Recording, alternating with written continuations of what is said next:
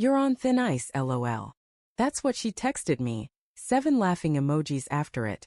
It was supposed to be a joke, she said later.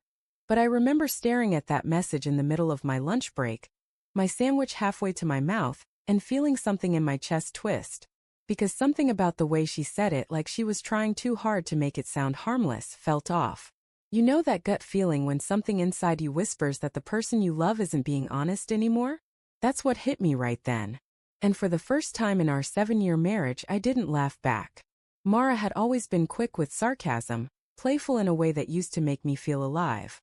We used to text each other nonstop during work. Memes, stupid inside jokes, can't wait to see you tonight type messages. But lately her tone had shifted. The jokes were still there, but they carried an edge, like they were deflecting something. I'd ask how her day was, and she'd respond with same chaos, different meeting. No details. No warmth. That thin ice message came after I asked if she wanted to do dinner at home or go out. She said she had plans with coworkers. When I asked who, she said the usual team. And when I pressed a little, she shot back that I was being clingy. That was new. Mara worked in HR for a mid-sized marketing firm, which made me laugh when we first met. She was the woman who investigated everyone else's drama, the professional secret keeper. She used to tell me stories about awkward workplace crushes, petty office politics. She'd always say, "People are messy, but I'm good at keeping it clean." I believed her. Until I couldn't. A week after that text, she came home late. Her hair was slightly messy, and she had that faint smell of someone else's cologne. Expensive, woody, not mine. I didn't say anything. I told myself I was imagining it, that maybe someone hugged her goodbye at work, that perfume and cologne linger. She noticed me looking at her coat and asked, "What?" Too quickly, like she already knew. "You smell different," I said. She laughed.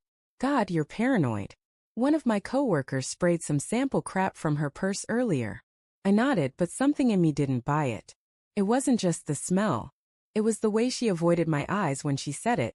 How she immediately grabbed her phone and started scrolling like she needed something to anchor her. That night I couldn't sleep.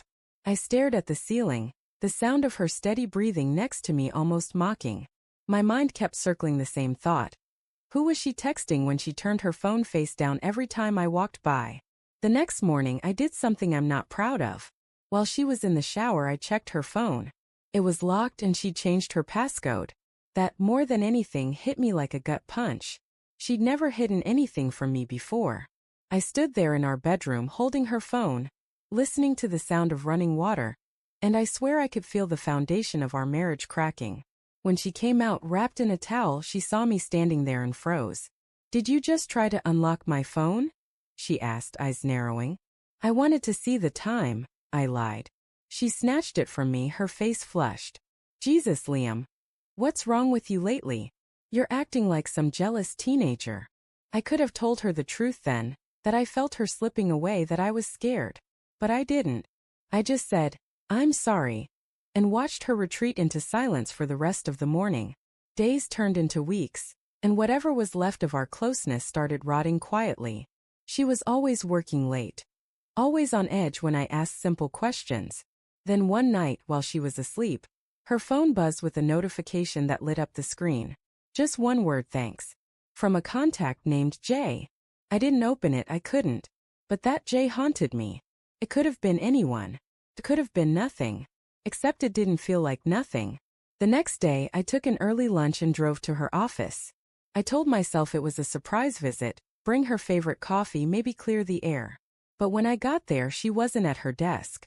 Her coworker, a soft-spoken woman named Rena, looked startled to see me. "Oh, Mara stepped out for lunch. With Jason, I think." "Jason? Jay." I thanked her and walked out, my hands shaking so badly I nearly dropped the coffee.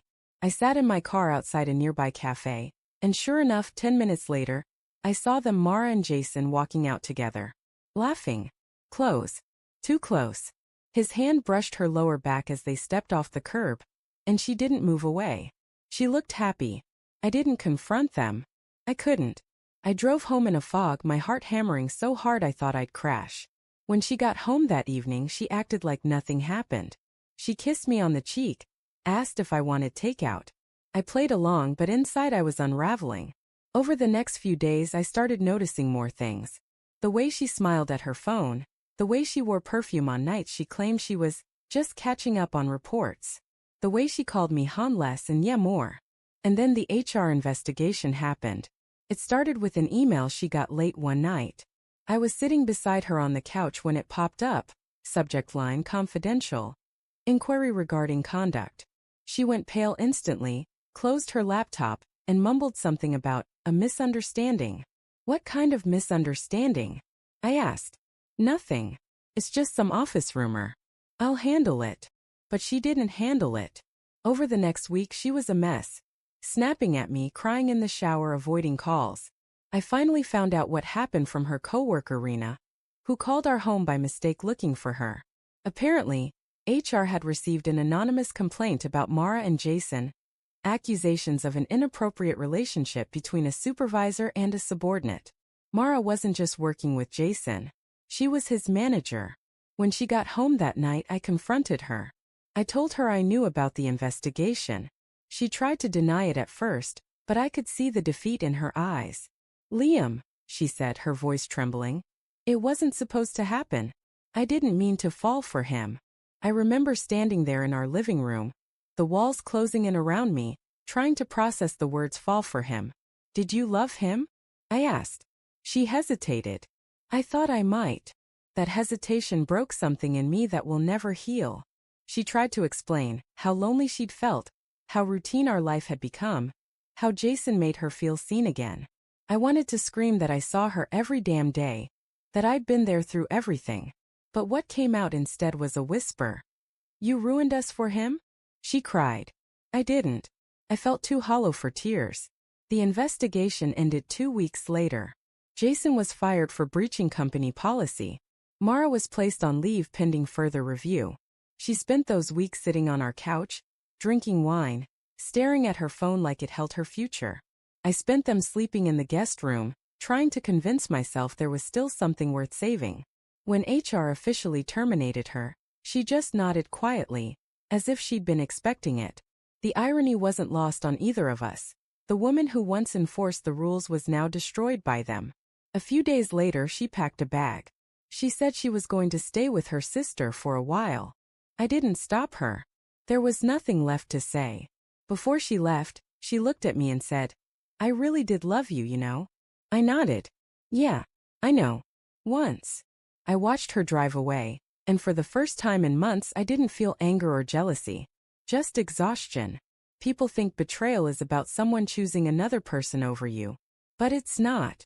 It's about watching someone you thought you knew turn into a stranger, and realizing you can't even hate them, because part of you still remembers who they used to be. That's the cruelest part of love.